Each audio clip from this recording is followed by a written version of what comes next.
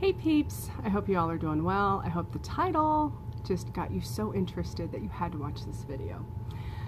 I am the only person on the floor for the moment because there was a large company here and they moved on to a bigger, better spot for them. And so I'm the only person here on this floor.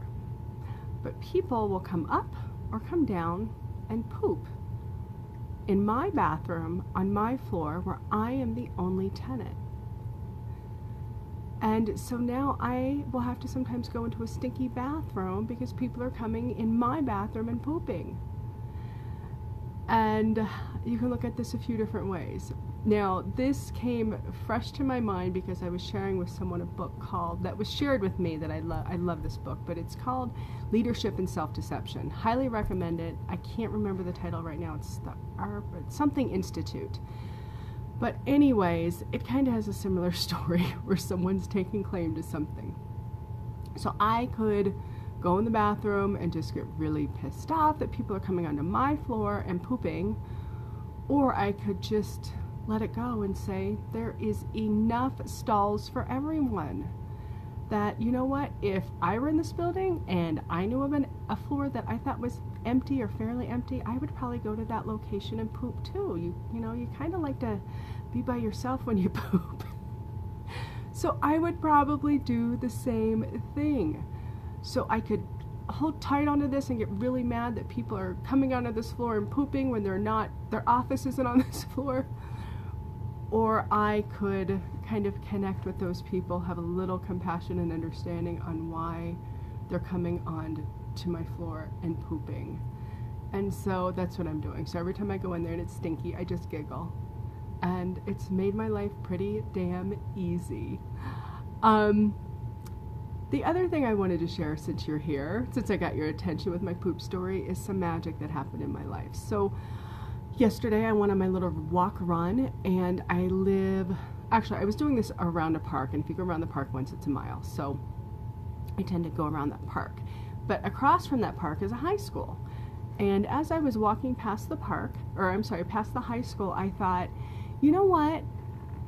I would love to work with the athletic team. I would love to probably work with, you know, the football team and help them realize their power and help them really understand the power of visualizations, help them with emotional freedom technique to clear some of their fears and help them to be better at what they do. And I wonder if I did that, if it would make a difference. It would be like a measurable difference. And I just thought, you know what, I would love to do this. And this has kind of been in the back of my head for a little while.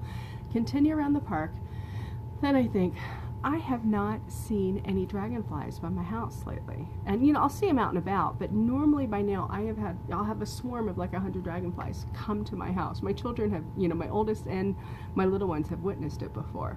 And I'm like, that hasn't happened yet. I wonder what's up with that. So I kept walking around, and as I was walking past the high school again, I saw this fluffy dog coming down the stairs, and I'm with my dog Tyreek, and Tyreek of course loves to play, and this fluffy dog didn't have a collar on. I see his owner, this gentleman, and I'm like, you know, can they play? Can they sniff? He's like, sure, this is the friendliest dog in the world. So they're playing and sniffing, and something told me, this guy is one of the coaches for Overland. I do, it's my intuition, but whatever. So talking to him, and so then I decide to ask, okay, so what do you do for a living?